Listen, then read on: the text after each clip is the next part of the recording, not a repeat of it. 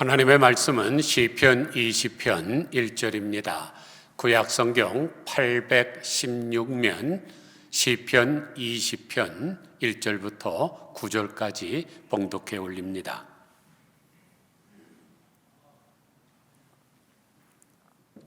환난 날에 여호와께서 내게 응답하시고 야곱의 하나님의 이름이 너를 높이 드시며 성소에서 너를 도와주시고 시온에서 너를 붙드시며 내 모든 소재를 기억하시며 내 번제를 받아주시기를 원하노라. 내 마음의 소원대로 허락하시고 내 모든 계획이 이루어 주시기를 원하노라. 우리가 너의 승리로 말미암아 계가를 부르며 우리 하나님의 이름으로 우리의 깃발을 세우리니 여호와께서 내 모든 기도를 이루어 주시기를 원하노라. 여호와께서 자기에게 기름 부음 받은 자를 구원하실 줄 이제 내가 아노니 그의 오른손에 구원하는 힘으로 그의 거룩한 하늘에서 그에게 응답하시리로다. 어떤 사람은 병거, 어떤 사람은 말을 의지하나 우리는 여호와 우리 하나님의 이름을 자랑하리로다. 그들은 비틀거리며 엎드러지고 우리는 일어나 바로 서도다. 여호와여 왕을 구원하소서. 우리가 부를 때에 우리에게 응답하소서. 아멘. 혹시 우리 가운데 뉴욕 곰탕을 맛보신 분이 계십니까? 일전에 저희 교단 총회가 뉴욕에서 거행됐을 때 저도 가서 맛을 봤는데 아주 맛도 좋지만 사람이 얼마나 많은지 깜짝 놀랐습니다. 그 뉴욕 곰탕집의 주인이신 김유봉 장로님의 이야기입니다. 이분은 경기도 여주에서 태어났는데 아버지가 농사꾼입니다. 그러니까 대를 이어서 농사질 팔자였지만 초등학교 교사였던 어머니가 사람은 큰 일을 해야 된다 해서 서울로 보냅니다. 그러나 서울에 일가 친척이 없는데 사촌 형이 있어서 그 집에 더부살이를 하죠. 형이 여행사를 하니까 이제 거기서 잔심부름하다가 일본에 출장을 가게 됐습니다. 그래서 일본에서 딱 보니까 일본이 그때 한국보다 훨씬 잘 살거든요. 사람은 큰 곳에서 살아야 하는구나 해서 미국을 가기로 결심을 합니다. 단돈 150불 가지고 미국행 비행기에 올랐는데 영주권을 신청하려고 한국 식당에 가서 접시 닦기를 합니다. 접시 닦기 해봐야 돈을 얼마나 줍니까? 그래서 이제 요리를 좀 배워야 되겠는데 요리사가 절대로 배워주지를 않아요. 그래서 쓰레기통 뒤지다가 깨진 유리 조각을 하나 발견해서 그것을 자기가 일하는 벽에다 붙여놓고 접시를 닦으면서 요리하는 그 요리사의 그 기술을 배우기 시작을 합니다. 워낙 성실하고 근면하니까 이제 주방장이 됐고 또 결혼도 하게 됐고 또 영주권도 받았습니다. 교회 다니기는 했지만 열심히 있어서 다닌 것이 아니고 자기 부인을 소개해 주신 목사님, 그리고 객지에서 고생하는 자기를 돌봐주시는 목사님 은혜가 고마워서 인사차림으로 다니고 있었습니다. 그러다가 부흥회에 참석해서 큰 은혜를 받게 되는데 그때 하나님 앞에 두 가지 소원을 올렸습니다. 하나님, 제게 사업할 수 있는 기회를 주신다면 사업장을 선교의 장소로 드리겠습니다. 또 물질의 복을 주시면 교회 개척을 위하여 100만 달러를 들여 죽어가는 영혼을 구원하는 데에 쓰겠습니다.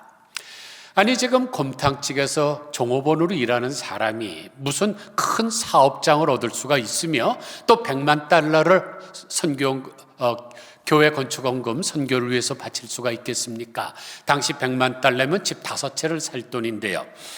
그러나 마음의 소원을 품고 기도하던 중에 맨하탄 27가의 작은 곰탕집을 개설하게 되었습니다. 내 시작은 미약하였으나 내 나중은 심히 창대하리라고 하신 하나님의 약속대로 이 집이 소문이 나기 시작하고 사람들이 몰려오기 시작을 했습니다. 그래서 김유봉 씨는 감사하면서 교회도 열심히 다녔는데 결국 장로님도 되었죠. 그런데 어느 날 주일날 예배를 마친 목사님께서 광고를 하십니다. 여러분, 우리 교회가 부흥하고 큰 복을 받았습니다. 이에 감사하여 교회를 개척하려고 합니다. 개척되는 교회를 위해 땅을 사야 하고 건축도 해야 하는데 이 일을 위하여 기도를 해 주시기를 바랍니다. 그 광고를 듣는 순간 김유봉 장로님의 마음에 왔다, 바로 이 순간을 위해서 내가 기도하지 않았는가 해서 100만 달러를 선뜻 바쳤습니다. 그러니까 마음의 소원을 두고 충성을 다할 때에 하나님께서 그 소원대로 이루어 주신 거죠. 지금은 여러 교회들을 다니면서 간증 집회하는데 유튜브에 김유봉이라고 찍으면 그분의 간증 집회가 많이 나옵니다. 그런데 간증 집회하면서 그 간증을 듣는 성도들에게 늘 복창시키는 일이 있습니다. 기도는 재산이다. 우리 한번 따라 하실까요? 기도는 재산이다. 오늘 본문은 하나님께서 허락하신 약속의 땅을 차지하기 위해서 전쟁을 하던 중에 그 중에 가장 심각한 전쟁인 아람과 암몬 연합군과의 일전을 위해서 출정하면서 쓴 시로 알려져 있습니다. 그래서 전쟁을 위하여 출정하면서 기원한 시가 오늘 본문 시편 20편이고 시편 21편은 그 기도의 응답으로 승리를 하게 해주신 하나님을 찬양하는 시입니다. 그러니까 역사적으로 증명이 된 시죠. 그런데 이 시는 전쟁의 승리를 위하여 왕과 온 백성들이 함께 낭송했기 때문에 출정시라고 부릅니다. 그런데 이 전쟁이라는 것, 전쟁은 여호와께 속했다.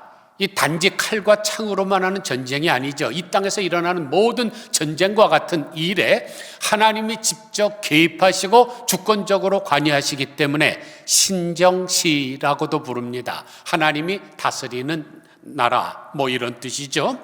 좀 더 자세히 분류를 하면 1절부터 5절까지는 다윗이 자신을 제3자로 객관화시키고 백성들과 동일한 입장에서 이제 하나님께서 세우신 백성의 왕으로서 출정하는 다윗 자신을 위해 하나님께 승리와 보호를 간구하며 응답해 주실 것을 노래하고 있고, 6절부터 8절까지는 다윗 자신이 백성들과 더불어 하나님께서 자신에게 반드시 승리를 주실 것이라는 선취적인 신앙을 선언하고 있고, 9절은 백성들이 하나님을 믿고 의지하는 가운데 다시금 왕의 승리를 빌면서 맺는 결구입니다.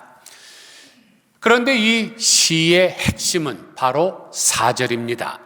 내 마음의 소원대로 허락하시고 내 모든 계획을 이루어 주시기를 원하노라. 이 구절을 보면 여러분 떠오르는 게 있죠? 뭐가 생각나십니까? 저는 연하장이 생각이 납니다. 매년 정초가 되면 사람들에게 연하장을 보내면서 당신의 마음의 소원이 이루어지시고 금년에는 당신의 계획이 이루어지십시오 하는 덕담을 우리가 주죠. 그러나 덕담을 한다고 이루어지는 것은 아닙니다. 만약 덕담을 한다고 이루어진다면 어떤 사람에게 복권 당첨되십시오. 그럼 그 사람 당첨돼야 되지 않습니까? 그러나 그런 일은 거의 없습니다. 하나님께서 이루어 주셔야만 합니다. 그러면 어떻게 할 때 하나님께서 우리의 마음의 소원을 이루어 주시고 우리의 계획을 이루어 주실까요? 첫째, 기도가 선행되어야 합니다. 1절 보세요. 환난 날에 여호와께서 내게 응답하시고 여호와의 야곱의 하나님의 이름이 너를 높이 드시며. 언제 응답된다 그랬어요? 일괄적으로 성경이 말씀하시는 바는 간절히 기도할 때 이루어진다고 말씀합니다.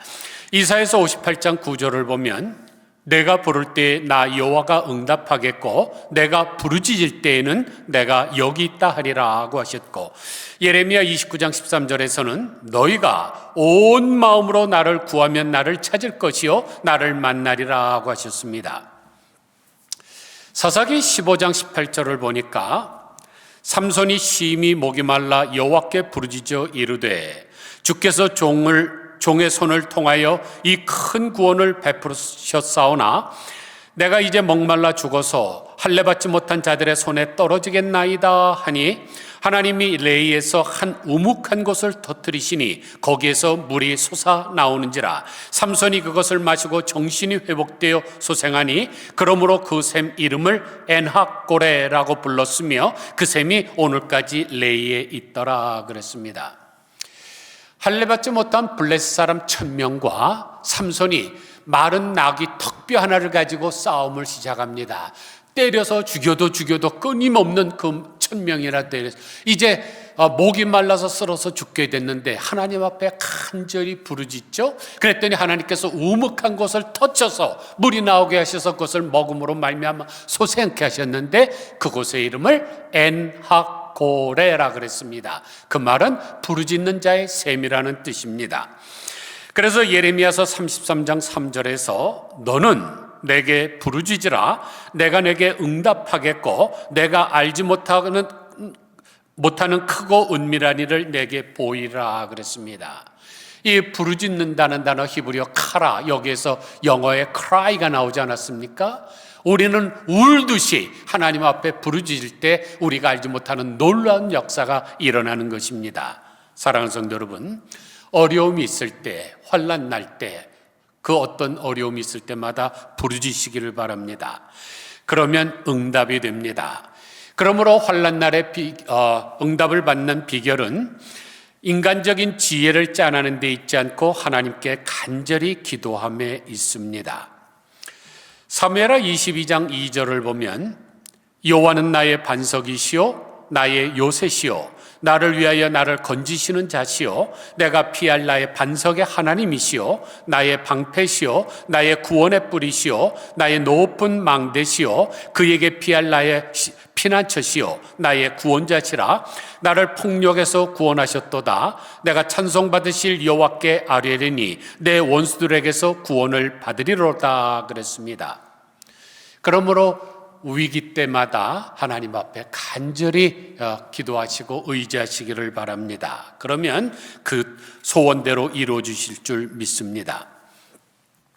마가복음 11장 24절을 보니까 그러므로 내가 너희에게 말하노니 무엇이든지 기도하고 구하는 것은 받은 줄로 믿으라. 그리하면 너희에게 그렇게 되리라. 그대로 되리라. 성경에서 가장 기도의 능력을 보여준 사람은 엘리야 선지자입니다. 그가 기도하자 3년 반 동안 비가 오지 않았습니다. 그런데 다시 기도를 하자 하늘이 열려 비가 내리고 열매를 맺게 되죠. 그만한 기도의 능력자는 없었습니다. 그런데 야고보 사도가 뭐라고 증거하나요? 야고보서 5장 17절을 보니까 엘리야는 우리와 성정이 같은 사람이로되, 우리와 성장이 똑같습니다. 그 사람은 무슨 이마에 면류관 쓰고 태어난 사람 아니죠. 우리와 동일한 사람입니다. 그가 비가 오지 않기를 간절히 기도한즉 3년 6개월 동안 땅에 비가 오지 아니하고 다시 기도하니 하늘이 비를 주어 땅이 열매를 맺었느니라 그럽니다. 그러므로 야고보 사도가 본문을 통해서 엘리야의 기도의 능력이 큰 것을 말하는 것이 아니라 누구든지 간절히 기도하면 놀라운 역사를 일으켰다는 사실에 강조하고 있는 것입니다. 엘리야 선지자도 간절히 기도하지 않았습니까? 그 본문을 여러분 한번 보시면 엘리야가 머리를 자기 무릎 사이에다 집어넣었다 그랬어요. 저도 그것을 한번 흉내내느라고 해보니까 굉장히 힘들더라고요. 허리가 아주 유연한 사람은 될지 모르지만 머리를 무릎 사이에다가 집어넣고 7번이나 간절히 기도하지 않았습니까? 그런데 우리가 어떤 것을 간구할 때는 그 간구를 들어주실 수 있는 위대한 분에게 기도를 해야 됩니다. 타경철 씨가 쓴 인생 경영학이라는 책에 위대한 것은 위대한 분께 구하라는 글이 나옵니다. 그러면서 이런 예화를 들고 있습니다. 나폴레옹 황제가 어떤 지역을 점령을 했습니다. 그런데 그 지역에 살고 있는 어떤 사람이 나폴레옹을 찾아와서 그 땅에 상당한 부분과 많은 사람들을 나에게 붙여달라고 간청을 합니다. 참모장이 그건 말도 안 되는 이야기니까 황제는 고려하지도 않을 것이라고 했습니다마는, 그러나 그 사람은 기어이 나폴레옹 황제를 만나게 해달라 그럽니다. 그 사람과 몇 분간 대화를 나눈 나폴레옹 황제는 막사에서 나오더니 자기 참모장에게 이렇게 이야기합니다. 저 사람의 요청사항을 다 들어주라. 그것은 말이 되지 않는 겁니다. 큰 땅을 나에게 주고 그 땅을 다스릴 수 있는 많은 사람을 나에게 붙여달라. 도대체 어떻게 그렇게 엄청난 요구를 들어줄 수 있나요? 라고 물었더니 나폴레옹이 대답하기를, 그는 매우 큰 것을 요청함으로써 나를 찬양했다고 했습니다. 나폴레옹은 나를 그렇게 위대하게 생각하는 사람을 모를 채 할 수가 없다고 생각한 것이죠.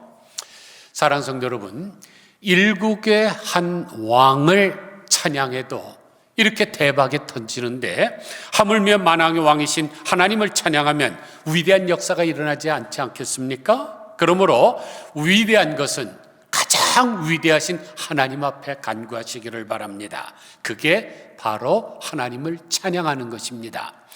독일 속담에 이런 멋진 말이 있습니다. 당신이 기도하기 위하여 손을 모으면 하나님께서는 복을 주시기 위하여 손을 펴신다. 그러므로 여러분 기도하실 때 손을 모으시기를 바랍니다. 그리고 기도가 끝났을 땐 손을 피시기를 바랍니다. 하나님이 분명히 내려주실 것입니다. 둘째로 예배를 가장 중요시 여겨야 합니다. 2절 보세요. 성소에서 너를 도와주시며 시온에서 너를 붙드시며 내 모든 소재를 기억하시며 내 번제를 받아주시기를 원하노라. 지금 여기 어디서 도와준다 그랬습니까? 성소에서. 어디서 붙드신다 그랬습니까? 시온에서. 시온은 예루살렘 아닙니까? 그리고 소재라는 단어와 번제라는 단어도 예배 용어입니다. 이스라엘 백성들은 전쟁에 나가기 전에 소제와 번제를 하나님 앞에 드렸습니다. 예배를 드린 것이죠. 특별히 번제는 모든 재물을 불태워서 드리는 것이니까 온전한 예배를 상징합니다. 그래서 종교개혁가 마르틴 루터는 예배를 정의하기를, 예배는 하나님으로 하나님 되게 하는 것이라 그랬습니다. 하나님으로 하여금 하나님 되게 하는 것, 이게 바로 예배입니다.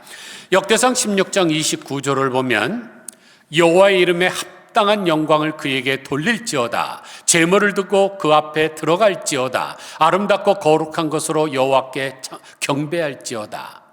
하나님으로 하나님 되게 하는 것이 예배입니다. 그런데 하나님을 하나님 되게 할 때 가장 복된 존재가 됩니다. 하나님께서 우리를 예배로 부르시는 이유가 뭡니까?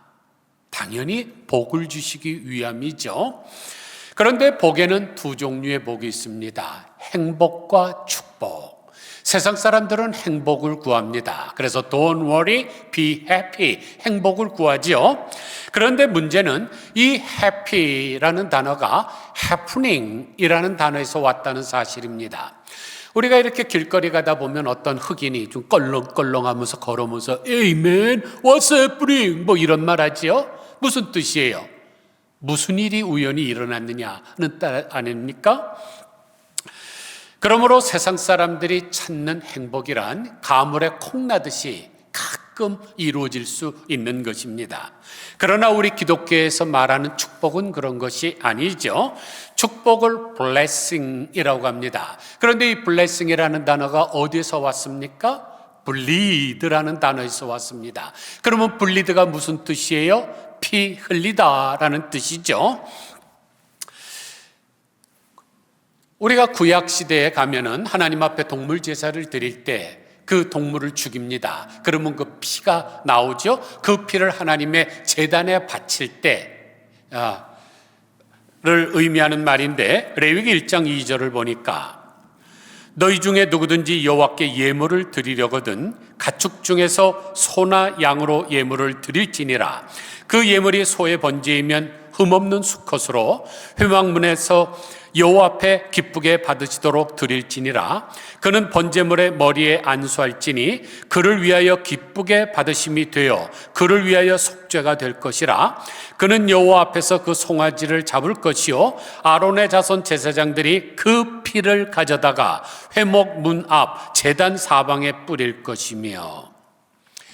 이렇게 동물을 죽여서 그 피를 제단 앞에 뿌리게 되면 하나님이 노여움을 거두시죠. 그러면 하나님과 이 인간이 사이가 회복이 됩니다. 그러면 하나님의 복이 임하는 것이죠. 그러므로 복은 목표가 아니라 결과라는 사실을 명심해야 됩니다. 여러분이 그것을 얻으려고 목표를 정한다고 되는 것이 아니라 하나님과의 관계가 회복이 되면 복은 저절로 내리게 되어 있습니다. 그러므로 어떤 상황 속에서도 예배를 소홀히 하지 마시기를 바랍니다. 물론 우리가 어떤 특별한 사정, 주의를 끼고 먼 나라에 여행을 간다든지 몸이 굉장히 아픈다든지 이럴 때 어쩔 수 없지만 할 수 있는 한 예배를 최우선시 하시기를 바랍니다. 예배에서 성공하면 인생의 성공자가 되고 예배에서 실패하면 인생의 실패자가 됩니다. 이 세상에서 예배보다 중요한 것은 존재하지 않습니다. 셋째로 승리를 확신해야 합니다. 6절 보세요.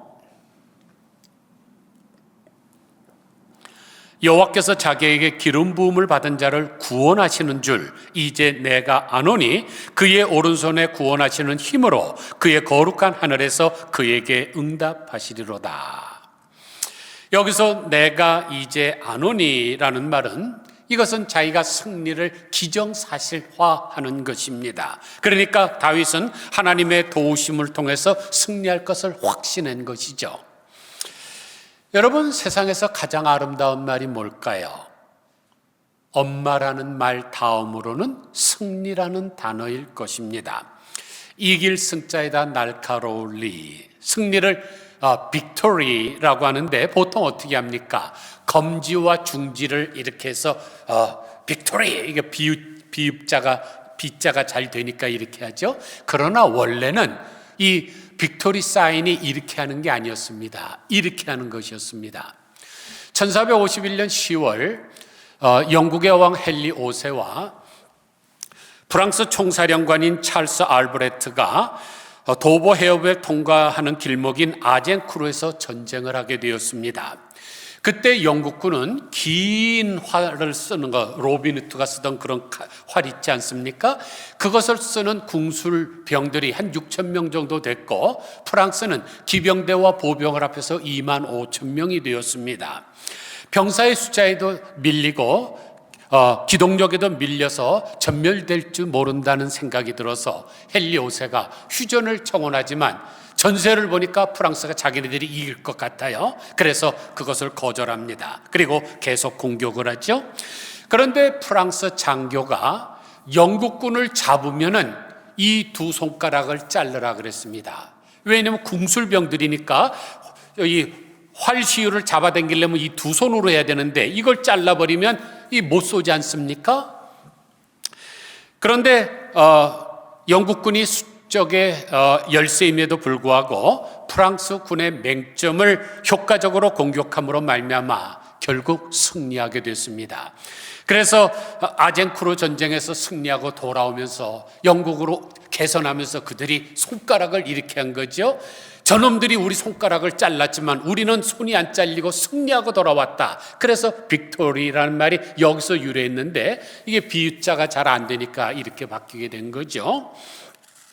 왜 이런 말씀을 드리냐 하면 우리도 이 세상에서 사탄과 전쟁해서 천국문에 들어갈 때에 천군 천사들과 앞서간 성도들 앞에서 내가 승리하고 왔습니다 하는 그런 것을 보여야 되기 때문입니다.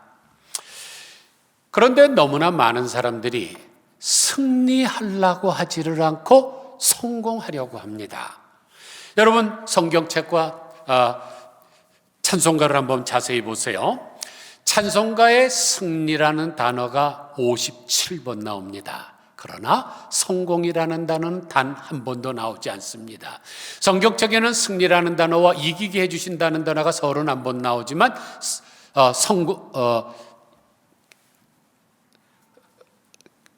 성공이라는 단어는 2번 나옵니다. 그런데 사실 그것도 성공하라는 말이 아니죠. 욥기 5장 12절을 보니까 하나님은 교활한 자의 계교를 꺾으사 그들의 손이 성공하지 못하게 하시며 여기 성공하지 못하게 한다 그럴 때 성공이라는 단어를 한 번 썼고, 전도서 10장 10절에서 철 연장이 무디어졌는데도 나를 갈지 아니하면 힘이 더 드느니라. 오직 지혜는 성공하기 유익하니라 그랬습니다. 성공하라 그러는 것이 아니라 이 무딘 도끼를 가지고 나무를 찍으면 잘 안 되지만 그거를 갈면 잘 되는 것처럼 지혜를 갈면 성공하기에 유익하다 그랬습니다. 결론적으로 성경에 찬송가에 성공이라는 단어가 단 한 번도 안 나온다는 사실입니다. 그러므로 우리 하나님의 관심사는 뭘까요? 우리가 이 땅을 살아가면서 승리하는 것이지 절대로 성공하는 것이 아닙니다. 성공이 무엇인가요? 이번에 패시픽 팰리사이드 산불에 박찬호 씨의 야구 선수 박찬호 씨의 1,000만 불짜리 집이 다 전소했다 그러는데 그게 성공입니까? 홀랑 다 타버리고 마는 게 아니죠. 승리를 해야 영원합니다. 이번에 퍼시픽 팰리스 산불에 힐튼 호텔 상속녀인 페리스 힐튼의 122억 원짜리 집이 전소됐는데, 혹시 여러분들은 하노이 힐튼이라는 용어를 들어보셨습니까? 미국이 베트남과 전쟁을 할 때 월맹군이 미군을 포로로 잡으면 호화로 포로 수용소에 감금을 했는데 그것을 가지고 그들이 하노이 힐튼이라고 불렀습니다. 조롱하는 거죠.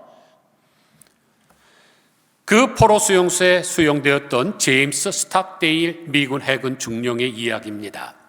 그분이 USS 오리스칸이 항공모함에서 스카이호크를 몰고 발진을 하고 임무를 수행하다가 그만 대공포화에 맞아서 추락을 했는데 다행히 살아났습니다. 그런데 하노이 힐튼에 감금되게 되었죠.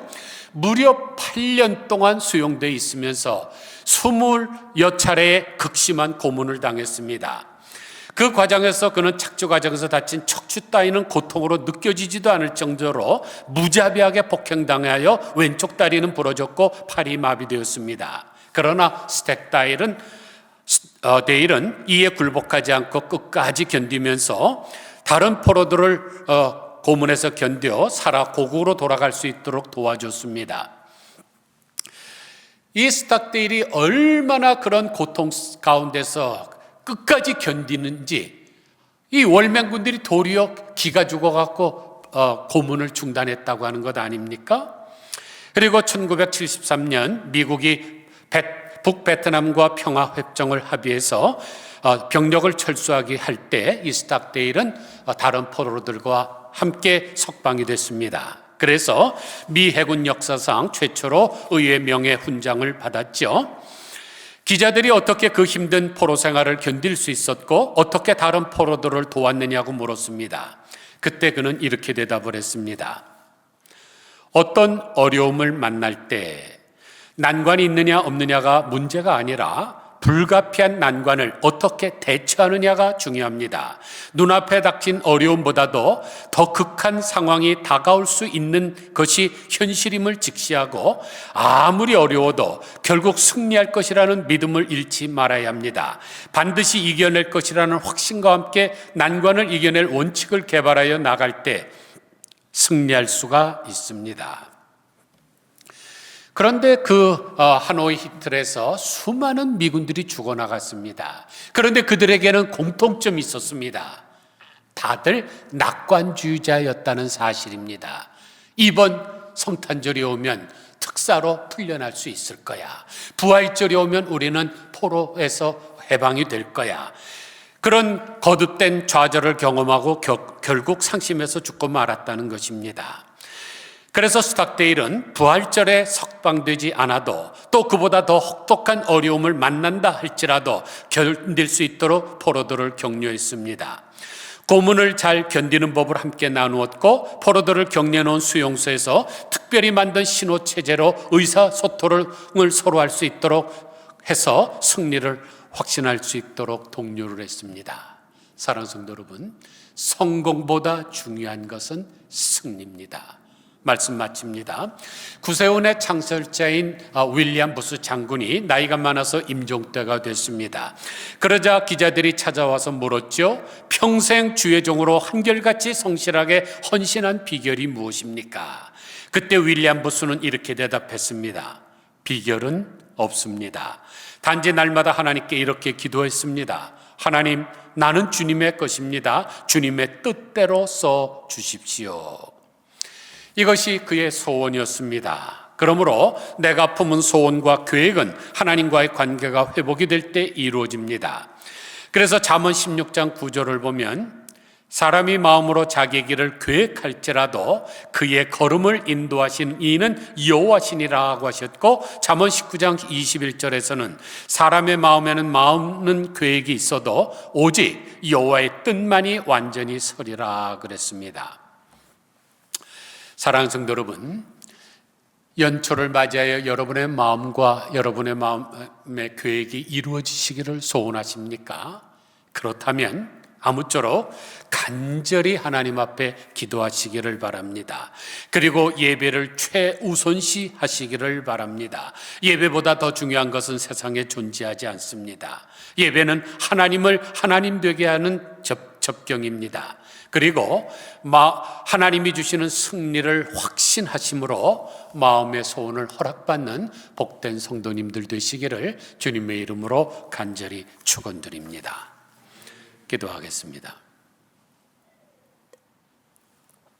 하나님 아버지, 연초가 되면 저희들이 연화장을 돌리면서 당신의 마음의 소원과 계획이 이루어지기를 원하나이다 라고 덕담을 합니다.